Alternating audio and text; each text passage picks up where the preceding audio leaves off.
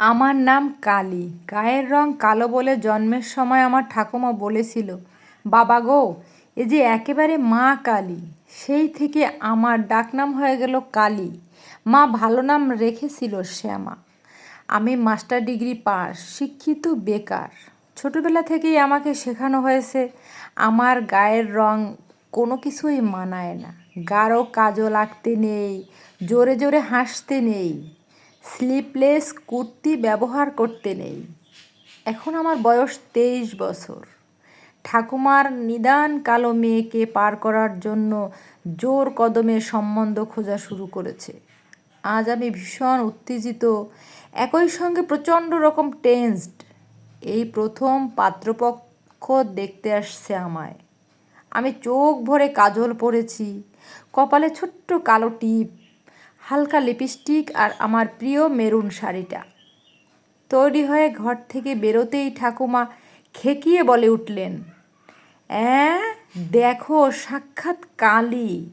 কালো গায়ের রঙে কেউ এমন শাড়ি পরে? অমন দুধে আলতা গায়ের রং মায়ের কি করে এমন ছিঁড়ি হলো ভগবানই জানে। ও বৌমা, একটু এদিকে দেখো না। আমি কিছু বলতে যাওয়ার আগেই মা রান্নাঘর থেকে বেরিয়ে এসে শান্ত গলায় বুঝিয়ে বললেন, মারে, তোর গায়ের রঙটা একটু চাপা তো, তাই ঠাকুমা বলছেন গাঢ় রঙের রঙটা আরও চাপা লাগবে। হালকা রঙের কিছু পর না, দেখ রং খুলবে। আমার চোখ ফেটে জল আসতে চাইল। আমি ঘরে চলে এলাম। এই সব কথার মাঝেই ওনারা হৈ হৈ করে এসে পড়লেন। আমি আর শাড়ি বদলানোর সময় পেলাম না। সত্যি বলতে কি, আমি শাড়ি বদল করতামও না। যথা সময়ে আমার ডাক পড়ল বসার ঘরে। একে একে পরিচয় করানো হলো সকলের সঙ্গে। ছেলে, ছেলের মা, বাবা, ঠাকুমা এবং এক জামাইবাবু এসেছেন। আমি প্রতি নমস্কার জানিয়ে উল্টো দিকে চেয়ারে বসা মাত্রই আমার ঠাকুমা বলে উঠলেন, আমাদের মেয়ে বাপু কালো ধোলো, তবে রান্নাবান্না কাজকর্মে বেশ এক্সপার্ট।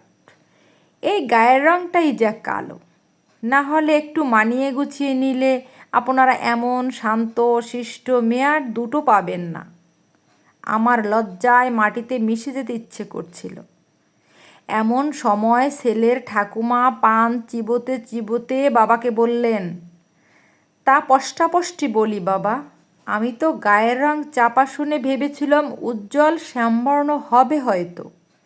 চোখ নাক একটু নজর ধরার মতো হলেও না হয় হতো। এ তো দেখছি গায়ের রং ময়লা, মুখশ্রী একেবারে সাদামাটা। লেখাপড়া তবু করেছে, যদি একটা চাকরি বাকরি কিছু করতো, তাও না হয় আত্মীয় সম্মুখে একটা মুখ থাকতো।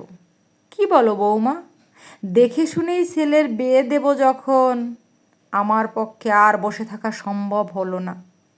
সটান দাঁড়িয়ে বললাম, মাফ করবেন, আমাকে আপনাদের অপছন্দ হতেই পারে। সকলের সকলকেই যে পছন্দ হবে এমন কোনো কথা নেই। কিন্তু তার মাপকাঠি যদি গায়ের রং আর মুখশ্রী হয়, আমি সরাসরি বলছি, আমাকে বাতিল করার আগেই আমি আপনাদের রিজেক্ট করছি। সারা ঘরে তখন পিন ড্রপ সাইলেন্ট। আমি বেরিয়ে আসতে যাব, তখন ছেলের মা ব্যক্তিত্বময়ী কণ্ঠে বললেন, এই মেয়ে দাঁড়াও। আমি হলাম ছেলের মা। ছেলেকে আমি পেটে ধরেছি, মানুষ করেছি।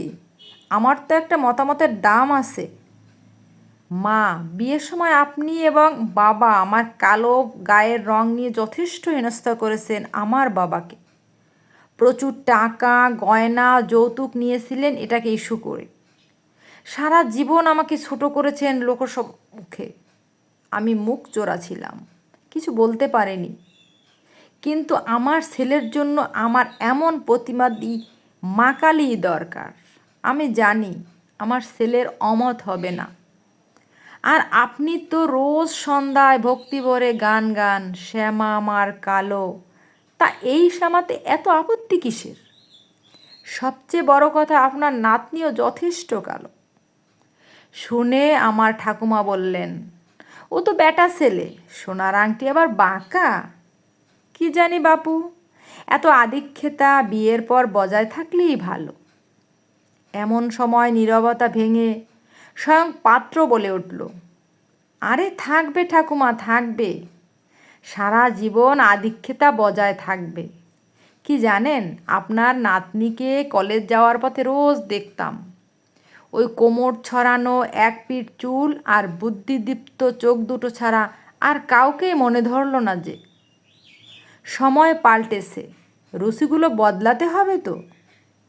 জং ধরে গেল যে আদ্যিকালের ভাবনায়।